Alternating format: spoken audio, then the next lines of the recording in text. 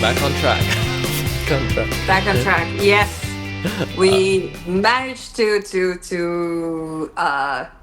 get. Well, this would be our official episode 1. Yes, exactly. Yes. Yeah. Perfect. We covered. We introduced ourselves, what we wanted, but we're going to continue introducing ourselves. We're going to be revealing a lot more.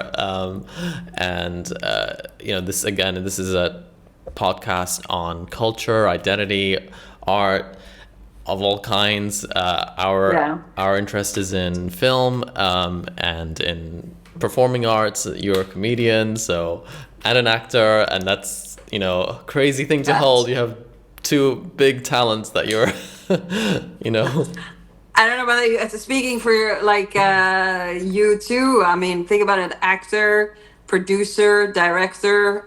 You have you co-wrote a script or wrote a script. So yeah, right back at you, my friend. Right back at you. Just narrowing down. We want to narrow down what we want to get to.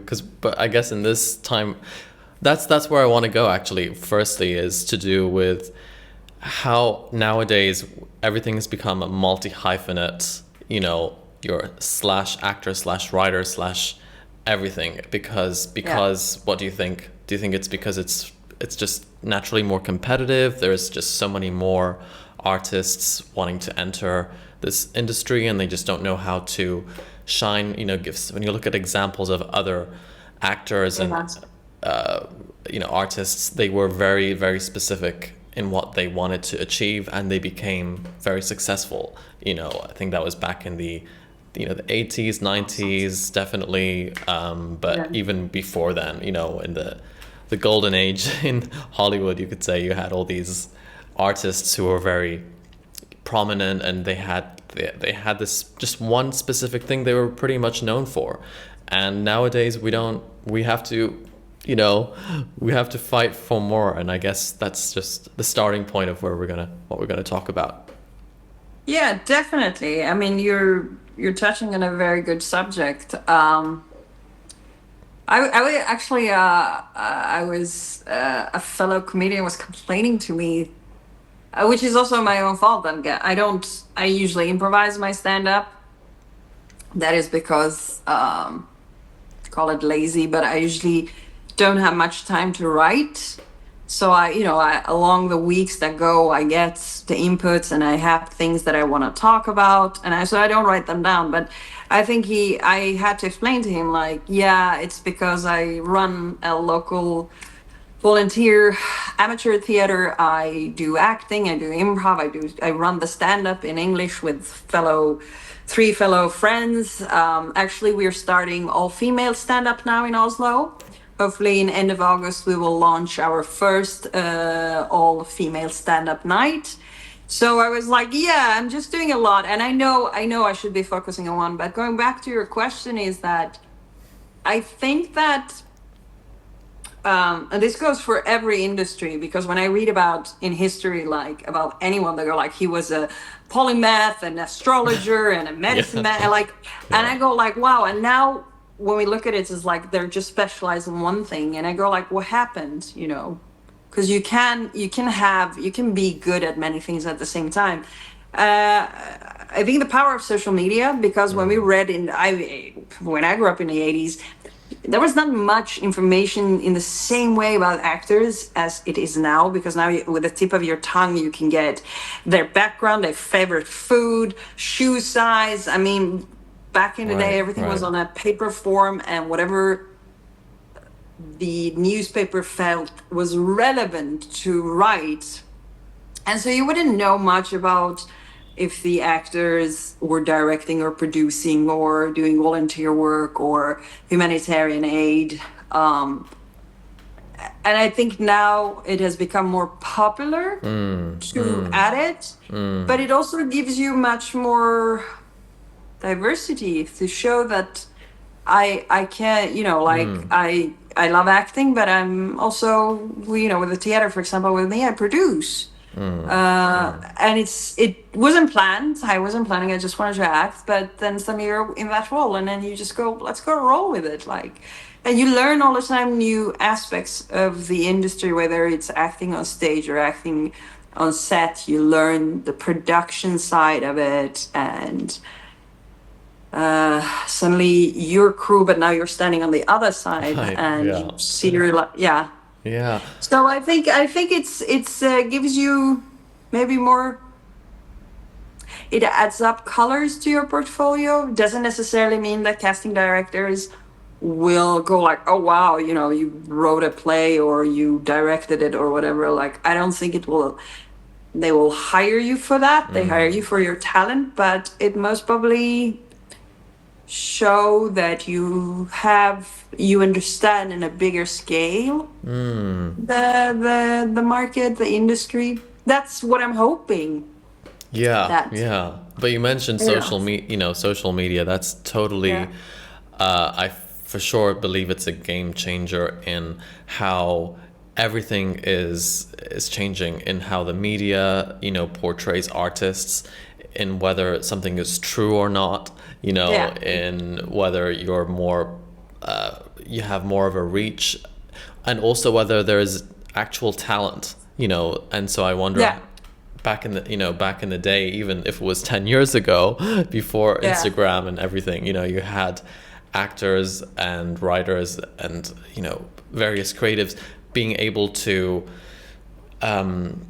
showcase their talent so specifically and so well, in a very intentional and very crafted way, that I don't know if if we have that same type of impact, now, or it's become a bit less dampened, you could say, because there's so many content creators, so Yeah. many, people on social media using that platform to showcase, arguably it's talent still, but it's not necessarily the talent that you're used to, or that at least I grew up Yeah. in the 90s. So I was totally used to, for me, watching actors and watching film that was so well made. It had so much craft in it. It had so much heart in it, and I guess I feel like there's a shift happening. It's just not.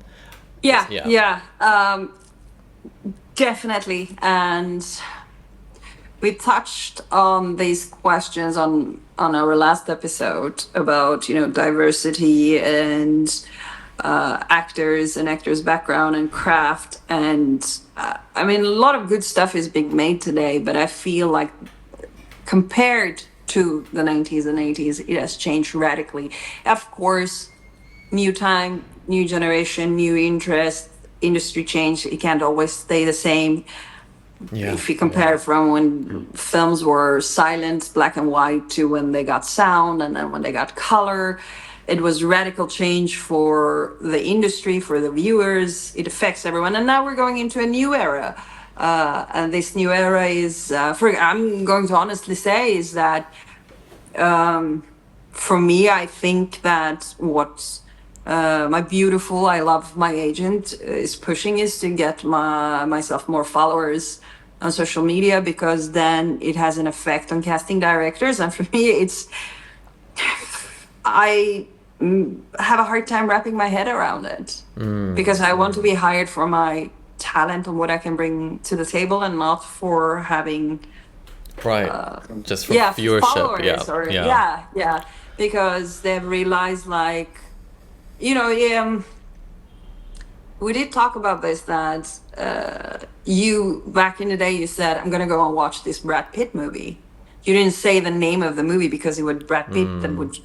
And now that same thing is happening, but it's followers of influencers and so on that is bringing viewers to new movies or TV series. So it has changed, and I have a hard time wrapping my head around it, because I'm not working hard on getting followers, and I don't know that world, and maybe I should start putting myself into that world. Well, this is I'm definitely we're in the world now. And I'm really happy that I have my comedian, my artist, my family following me, so I post things for them.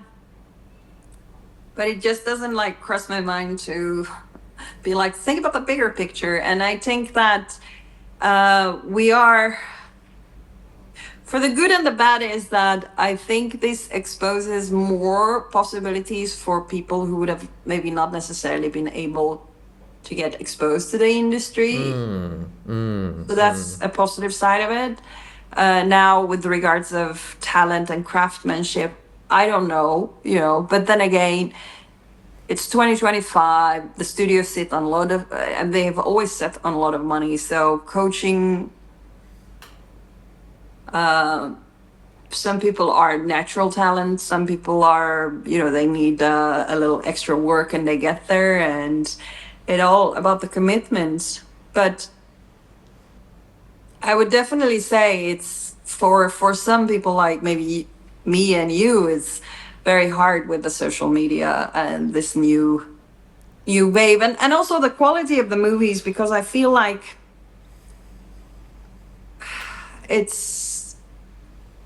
I don't anymore get that same essence of films. They are it's fast action, a lot of things happening, a lot of CGI, and just generating. I can't say they're soulless, but the cultural aspect of it is sort of like fading away. It's becoming gray. Right. Like, because there's so much being made, which, like, that's the crazy thing. That's the positive, in some ways, is that there's so much being made, and like never before. It's never been like that. We have so many streaming platforms and so many, I don't know. And to see how much is being made, which is amazing for so many people who want to enter this industry. Yeah. But at the same time, there's that dampening. You could say it's dampening the impact that these, like, hit pieces that you used to enjoy and really just talk about in a way, and enjoy and absorb, and even feel like you could be part of. It's sort of like, okay, now I have to adapt to this new thing that's happening. It's going really fast. It's really going fast. And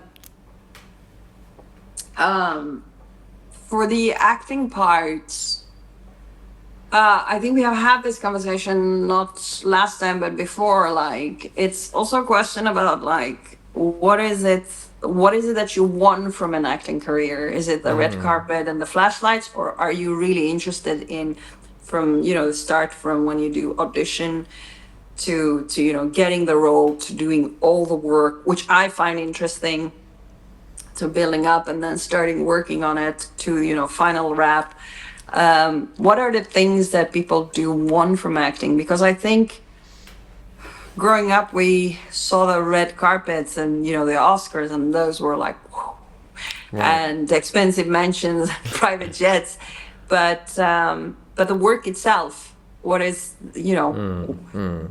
are you interested in that? Is that something that we have all these great actors, Christian Bale, Daniel Day-Lewis, these kind of like hardcore actors who go into the role, and all of these. I mean, to segue into that now, I think that's where I feel as actors, as artists of various cultures, various cultural backgrounds, I'm coming into this point where I did introduce this in the first intro episode, but just to go into it more, now, as you grow up, you realize that you are who you are. I'm off, Iraqi background, so you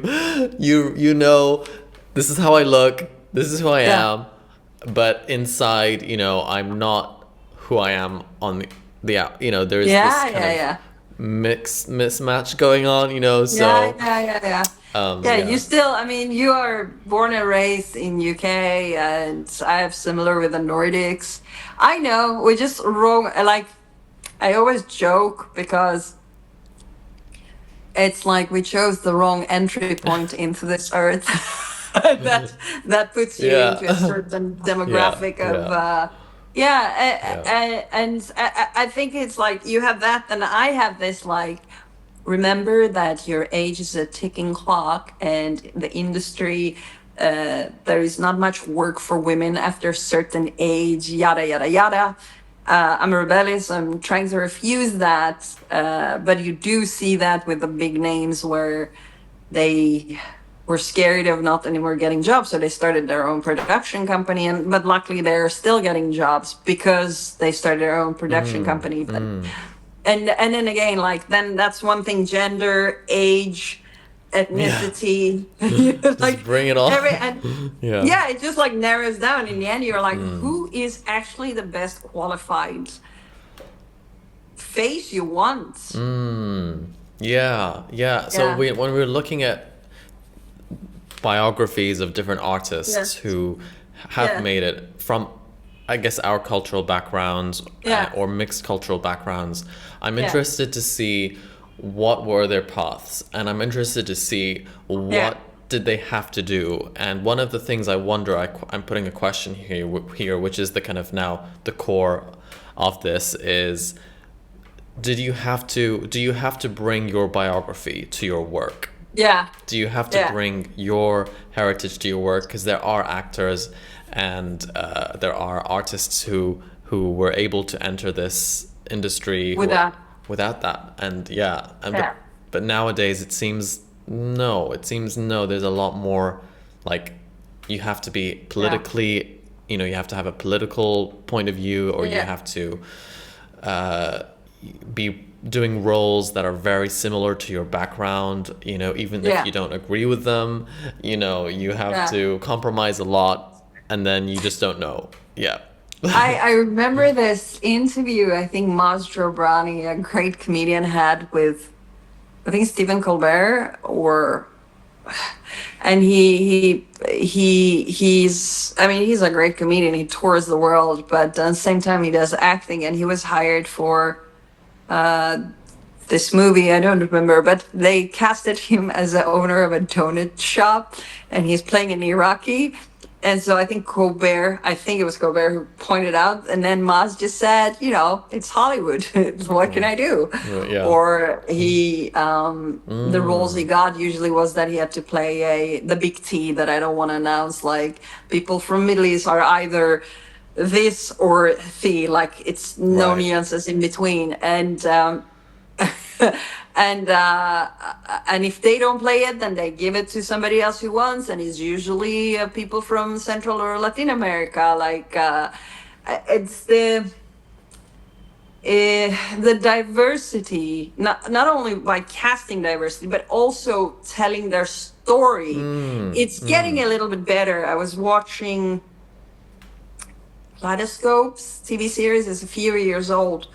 But to my surprise, one of the leading actors who plays the FBI agent, she has Iranian background. She is Iranian, American Iranian, and then she in the series she's also playing that. And what I thought was fantastic, because she is playing an American life. She's an FBI agent. Then she has her heritage, so they start to slowly match it, and I was like, finally, that she's not what casted show was as that? Was the FBI? Was it an FBI? The name of the show? No, Kaleidoscope. Kaleidoscope. Okay. Yeah, have you seen it? No, I haven't. No, It's a very fantastic show because it starts. It's about like a heist they're gonna do, a criminal robbing this guy, but the story doesn't go chronologically. It's every episode is like a bit like 6 months before, 3 hours before, on the day of the haste, 6 months after. So you get a little bit bits and pieces of the stories, like a puzzle, not like in one order, but you're just and it's I liked it. There won't be any season 2. But Rufus Sewell, and I'm really bad with names. And then there is the other main actor who. We'll link the episode.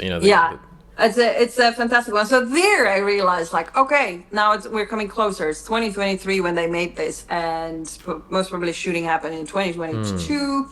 Is that they managed to, not only cast someone with diversity, but also match their cultural sort of like get it in line. So And I was like, we're going one small step at a time. So they kind of matched, even if she was Iranian background. Yeah, she's Iranian background. Even if that was the case, she was still in the same tone of the Yeah. show. Basically, She's. Yeah. I mean, I don't want to give away much, but I mean, she is an FBI agent, but she has troubled past, but that has nothing to do with her, like, Her race or her. yeah, now I have a short-term memory, but I'm trying to think. It's not like she's not playing a criminal. She's not playing. It's nothing like looking down or feel sorry for me. I mean, she has legit character, has a legit job. She has. She is fighting for her custody of her child and all that, but that can be anyone. Like it's not. So it's coming slowly, and I think. As not only that you know, because we have talked about this, that I feel a lot of times I get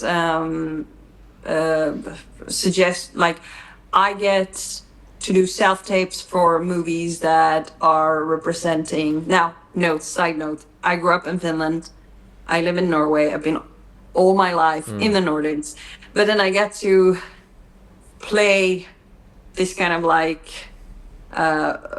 Do self-tapes or audition for roles that are regarding directly for Middle East, and it has to always be some kind of like a very hardship background or and so you realize that it's very connected to going again back to that, like stereotype kind of. Like and also there is not many scripts out there going like, oh, we want well, except Q Department that I mentioned, very good TV series with Matthew Good. They have an actor who is Swedish but has Syrian background, and he is playing a Syrian in it. Again, a little bit of that stereotypical is Syrian, fled the war, yada yada yada. But it's again like you have to always have this kind of background where it's not like, oh, we're looking for a Finnish actress with a Iranian background. Like we have a role that you know, something very normal. Like we live among you. Yeah, totally. I mean, but it's to do. I feel like it's such a mystery, you know, in terms of how you achieve. Like every artist's path, no matter what ethnicity or whatever, every path is so unique, and every path is so, you know, tailored to that artist, and everyone has a different motivation or desire. And like for me, speaking for myself, you know, I never wanted to, like, I never saw actors of my own background as a child to want to emulate. You know, I saw all these great actors that I was like, wow, you know, and not necessarily just the acting, the worlds, you know, the stories they built. So that's why I'm, you know, writing this feature that I want to, you know, I'm in the process of making, because it's the world, you know, you get to create a world that is another world. It's just far removed from reality, and it's not necessarily because film and art is about imagination. It's about creating, for me at least, you know. It's but it is even if I mean we read books, it's cut down tree turned into paper, and strange marks are put it on that, and then you sit for hours and read it, and your brain goes into this world, whether it's fictional or historical fiction. This is part of human being. We have always had this fantasy. We have created a world based on fantasy. I mean, someone thought about, I would love to fly, and then many generations later from that same guy, somebody built an airplane. Or I would like to call my mother cousin who's on the other side of the planet, and somebody, you know, not somebody, but created famous guy created the telephone or a light bulb. These are all from our imagination. It's not it is our fantasy that created them. And I totally agree. It's the world of third cultural kids, which we are TCKs, it's very important to be heard, because we are in cross line between all the cultures. we're raised here, but our parents are from somewhere else. We have another culture at home, another culture at school, another cultural in society. I mean, when I grew up in a very diverse background where I was living in Finland, but I went to Swedish school, which is, yeah, it's Nordic culture, but it's still two different languages, two different cultural ways of thinking, and then going home to another mixed again background. And then, you know, you adjust to that constantly. And then what do we want? We want to be part of something. So you're always looking. If you see a movie, you're trying to find a character that somehow resonates to you. Right. And then, yeah. But yeah, that's, I mean, I don't know about you when you are now given opportunities to audition, for example, would you refuse, would you refuse certain roles that are not really furthering that, more broader view of who you are, because you're just kind of playing into a limited, like, let's say you were cast, in a very heavily Middle Eastern story that was all about victimizing, or the immigration experience. Like, where do you draw the line? Like, how do you know what do you? I know. We talk about this actually. I do love this kind of indie movies like Kiarostami, Aki Kaurismäki. I'm taking two from my both cultures. I do love because I've always been hardship and weirdness. I do audition for these, and I haven't yet said no. I think I once said no, and I think it was a very bad day, and it was something for the Foreign Ministry of Immigration Office of Norway. They needed someone to represent. They wanted to do this video, and I didn't need to talk, but I had to have a scarf on my head and represent a certain minority in the country, and then there would come a text like in Norway we do. I was like, I'm sorry, I know this is meant for something good, but I can't do this. Like, I just don't pick someone that is closer to this character. I mean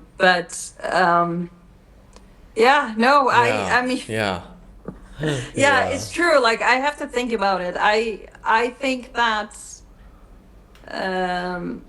it has to be the character has to be very, like, very typical, stereotypical, and what do you call it? Like, has a very, so that it's so far off that I would say no. Right. Yeah. Right. So some kind of, like, it's so sometimes so tricky, because I think as artists we generally have a big, I mean, not every artist, but mostly, one of the biggest qualities of being an artist is to be a humanitarian. It's to care about people, to care about like the world. So, because of empathy, because of using all these skills that continue to grow and grow, and when you see a lot of actors and artists, when we watch them, you feel their spirit, you feel their level of being able to hold so much emotion, or to be able to master their emotion, because so that is naturally inherent. Like, you want to be able to connect to humanity through your work, and definitely as actors, because your biggest work is on humans. You're observing characters, you're observing behaviors, you're observing joy, sorrow, sadness, and all the nuances in between. And so that you have to have a certain amount of sympathy and empathy to understand it. And also, every time you get a character that is far off your own personality, you can't judge it, so you're always in empathy with it. So definitely. And I think artists, no matter if you're writing poetry, comedian, actor, painter, photographer, we, especially writers and actors, we are doing stuff because there is a pain we feel in the world that we need to somehow get it out. Painters saying it's, you have to somehow, you use that energy for something else to get it out, for injustice happening, for things that we feel is not right.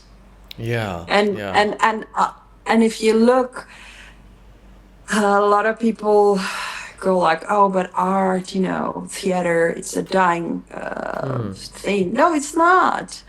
The aristocrats, the rich people back in the day would go to the opera. Who was entertaining them? What was the talk of the town of the latest opera or theater piece they watched? So yeah. But nowadays it's more like, now it's actually arguably more accessible to anyone, because anyone is kind of using platforms like social media, to be able to express themselves. And you just see there's so many layers and levels of where you can be as an artist now, which is very different to the time you just described, which is the elites, going to the opera. Like that was a very niche circle, and now it's become theater as well. No, I mean, it's more accessible now. It's more accessible. It's more, it's not belonging to a certain class. But what I wanted to say is that art has always been part of society, whether which side of the spectrum you are. Yeah. Paintings, performing arts, any kind of, has always been part of human culture. It goes way back to when they were sitting around the fire, they would tell stories to the youngsters, whether it was a tribal story being transferred or whatever it was. It's this, I think we are the only animals so far that knows about or has this art, not knows about. I don't know if other animals do it too. Maybe they do it, but we can't communicate with them. But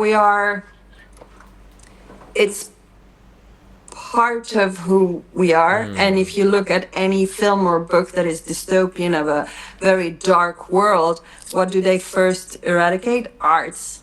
Wow. Yeah. Because it brings joy. It's very limited. And if you look at the world in countries where it's dictatorship, they limit art. It's a lot of censorship. You have to go through, if you write a book, they go through everything to see that it aligns with the government's point of view. So arts is a big weapon. Yeah. That's really where I want to go, is that relationship between artists and you mentioned government, but which means the world, which means the country you're from or the country you live in. And speaking for myself, for example, when I started acting, I was in a few projects that were specifically Iraqi, where I played Iraqi roles. And to be quite honest, and I can say this now because it's, the project it's done. So I can say that, to be quite honest, I wasn't really that excited by doing them. No. I really wasn't that, I was excited by the fact that I was going to act, because that's what I love to do, and I was on set and I was able to practice. But somehow within me, I was not really excited, because I just, I just didn't want to play me, anything to do with me, because to be honest, art, I just felt like, why can't I be the same as any other white person, to be quite honest, which is, they get to play anything they want.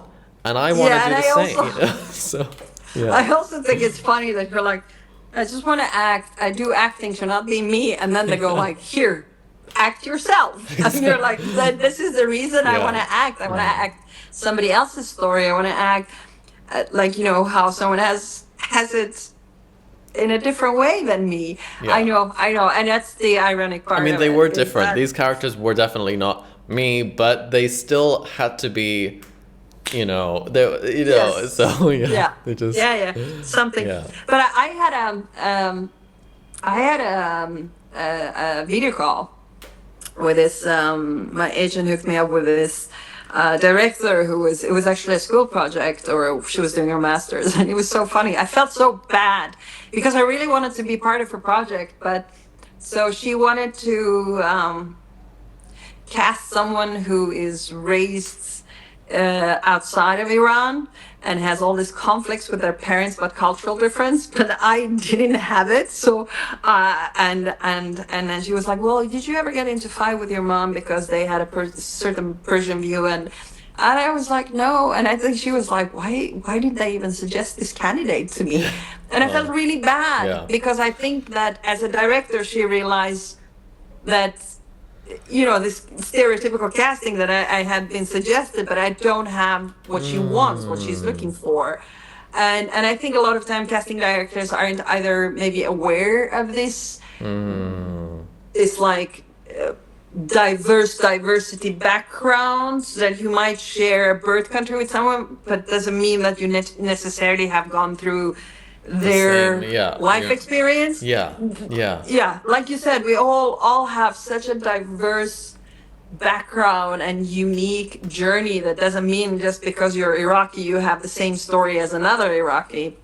Yeah, also, nor does it, and I'm posing this as a question, you know, because this is just, you know, a discussion, but I wonder if you have to, you know, if it's necessary to do you owe it to, as an artist, do you owe it to your heritage? Do you owe it to the audiences or the people of, like, in my case, you know, Iraqi diaspora, Iraqis in the UK or in the West, to watch, you know, to see an artist of, do you owe it? I mean, quite honest, you know, in my opinion, I don't feel like you owe it. I feel like you as an artist have a specific truth. No matter what that is, that's something only you know what you want to express, and that might take a long time. Absolutely. But remember, I totally get what you're saying, but remember that right now there is a young 16-year-old Iraqi boy who sees your movie and can resonate and connect to you because you share again the same. Well, for him, not for you, birth country, but for him or her. Right. The way we were looking for people in the movies, going, oh, you know, they have similar background. Right. So I think that's one factor to keep. Like, I agree with you that I don't need to represent my Iranian, Finnish, Norwegian, whatever. Of course, they go like, well, you don't look so Scandi, but your colors. And I always joke, like, I was born later in the evening, hence darkness. Because I'm so tired of that. And so I would love to ask that from South Africa. You don't look so. And of course they would be like, that's not right. It's I agree on that, but at the same time, remember that you can be the spark of someone going like, oh, you know, Waseem Abbas, he did it. You know, I can do it. I can resonate to that. The role, now I agree that the role doesn't need to necessarily be that you're playing a Iraqi-born refugee in Switzerland. No, doesn't need to be, you know, but I get what you mean. Like, it doesn't, you know. What was your character in Baghdad in My Shadow? Yeah, it was an Iraqi immigrant to the UK, and there were a lot of various immigrant diaspora stories in that. So they were very, you know. And then I played a rom-com which was called Cal and Cambridge, like. It was a thriller, and then I went to a romantic comedy. So it was like, but it's good. I support comedy. I think that comedy should get its own prize at the Oscars, because people don't understand comedy. Good quality comedy, honestly, it's a talent. But rom-coms are, with everything happening in the world. Especially for the past 5 years, because I mean, I feel like it has been this moments where, like, are we gonna all die? Is it gonna be a nuclear summer? Is it, you know, I can't right now watch too many kind of serious movies. Yeah. Tell me about Because it. I just feel like so rom-coms, comedy, I think Friends. That's what I've been watching. That's what I've been. easy, like easy. Yeah. Because I don't anymore watch or read the news much because I notice like I get into this heavy depression periods of depression. And like in my other podcast where I talk about mental health and comedy, and we'll bring that up a lot about mental health, and that's one of the things I realized. Like I can't. So rom-coms are my like comedy and rom-coms stand up. Q Department is the latest like thriller I watched, but there was moments where I was like, is this gonna be okay? This is gonna end well? Like so rom-com, do more of that. And you are funny.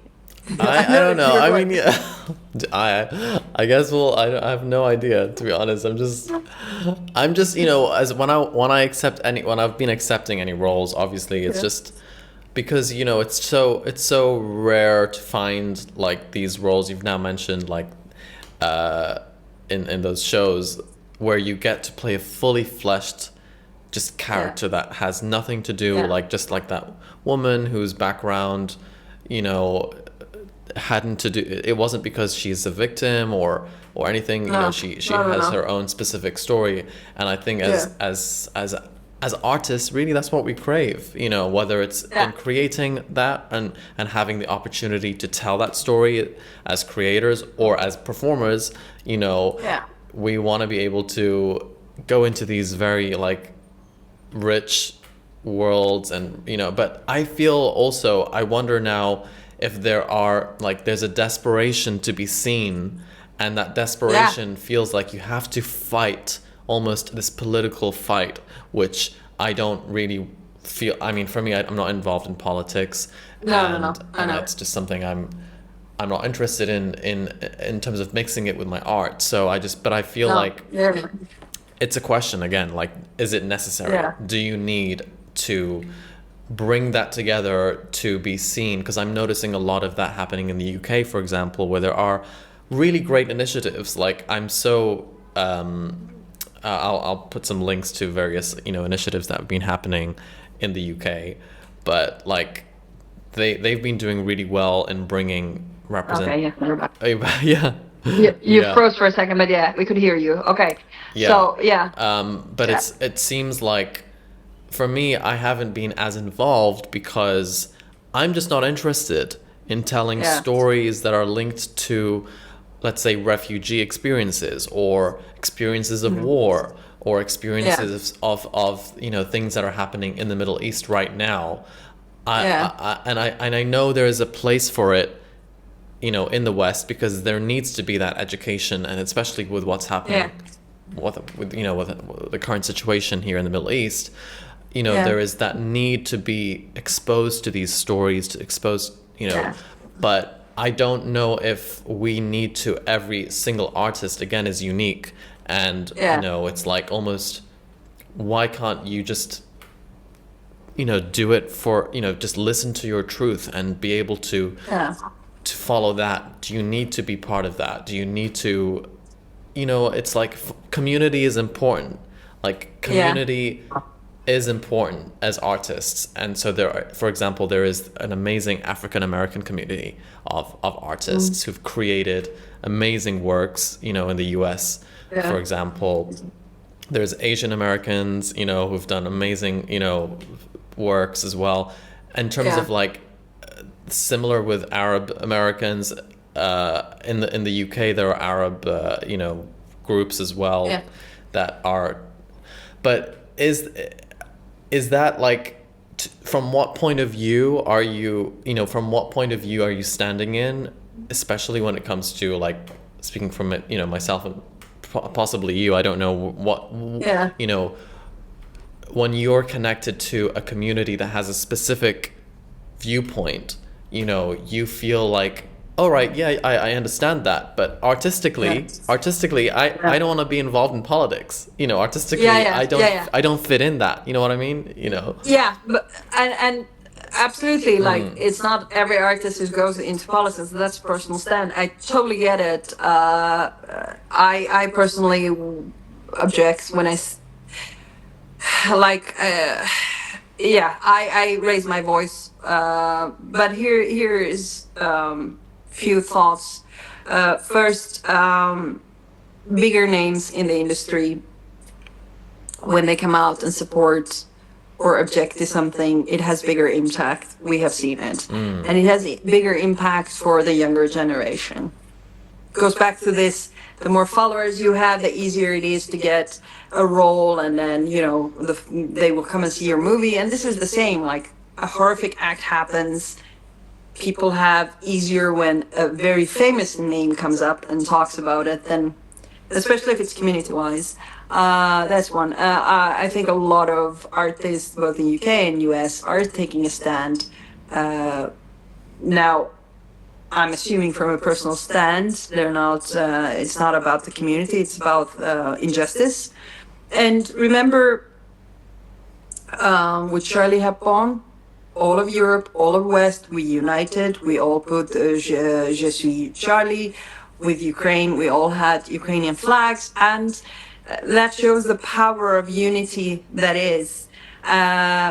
Again, when it comes to minorities in the West, and when something happens in their parents' hometown or country, or something that is sort of closer to their home, they feel, maybe it comes also from where they feel like, I need to say something because you're a public figure. Now, they don't have to do it because they are a public figure. It has to be individual choice, and not everybody are politically interested to get involved. And I know many people like you who say politics and arts shouldn't be mixed. I say you choose as you feel to go forward, because it's not because someone took a flag you have to take a flag. It has to suit it has to connect with your heart, with and right. You speaking your truth.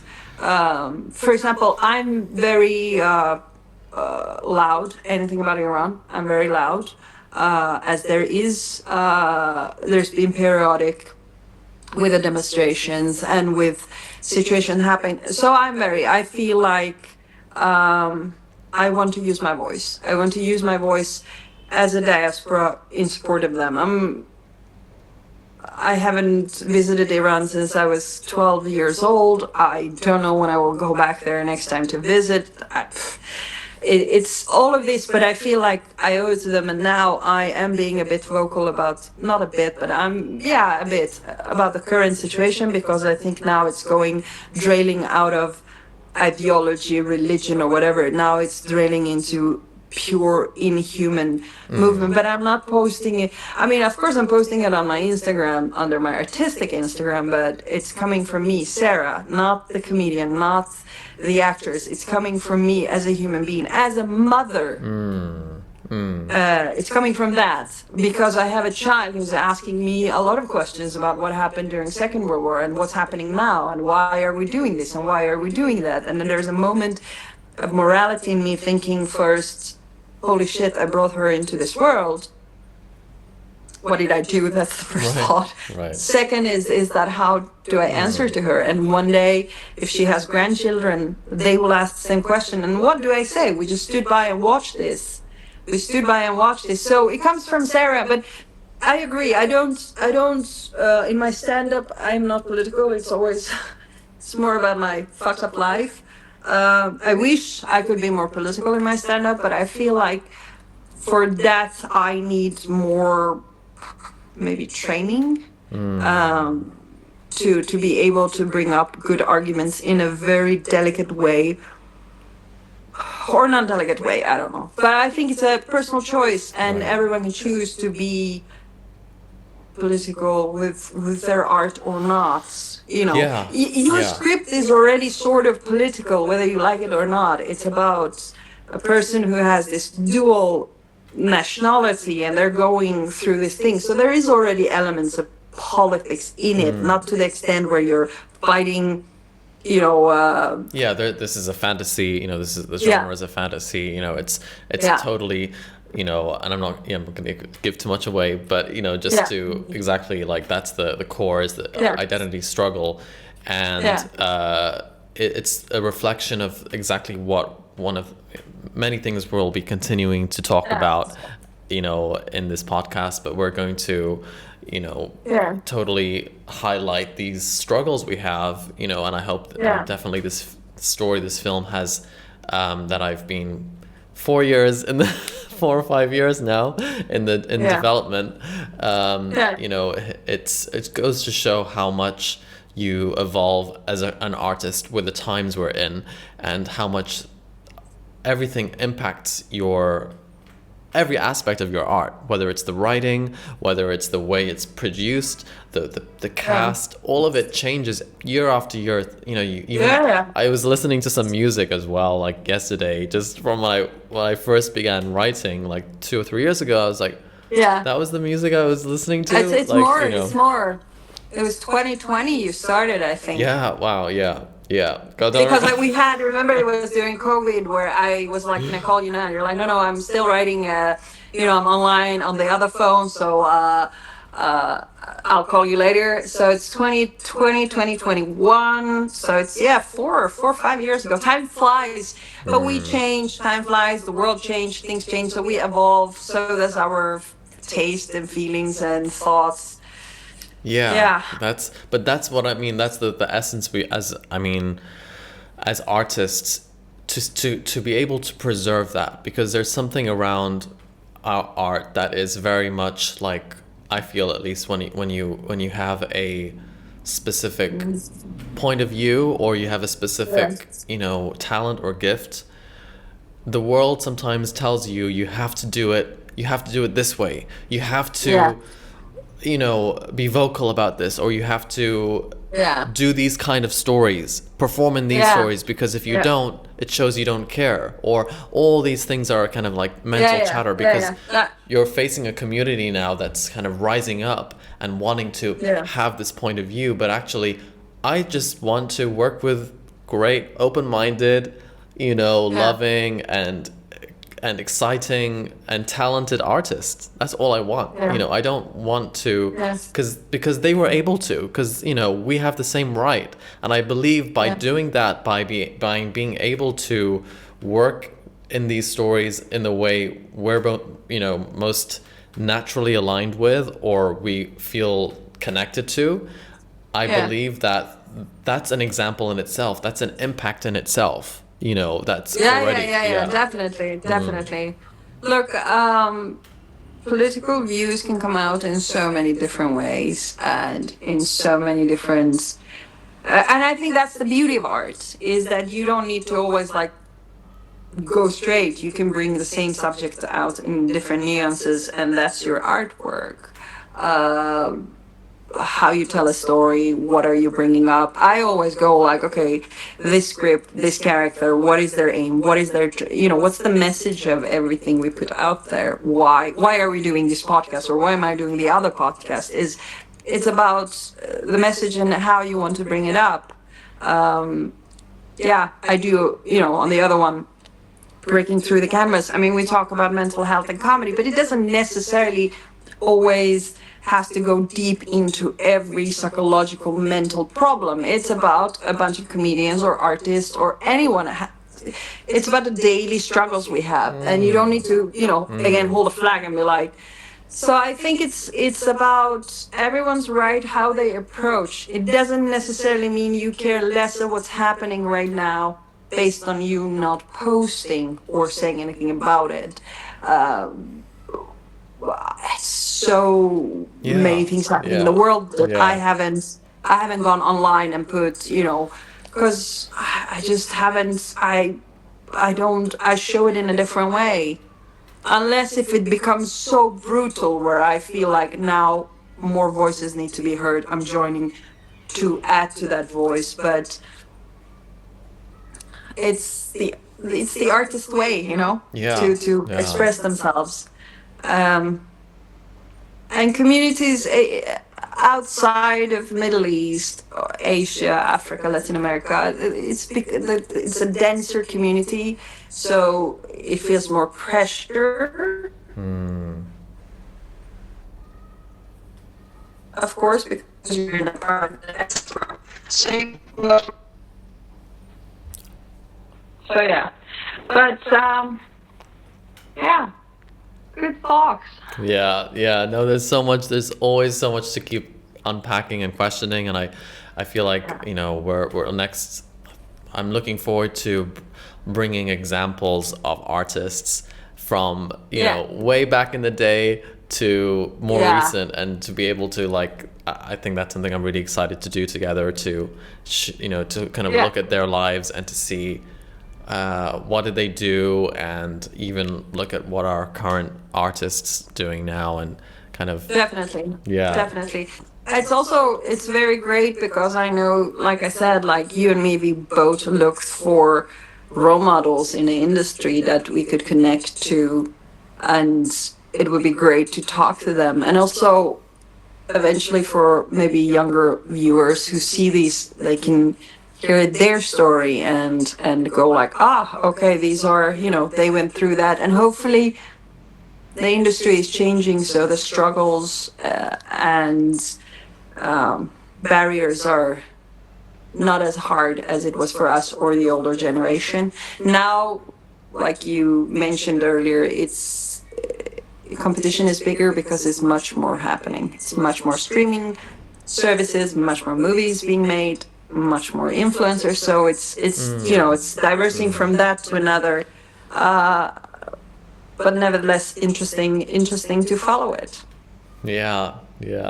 Well, I'm so excited for more to come, and we're gonna be continuing this conversation of various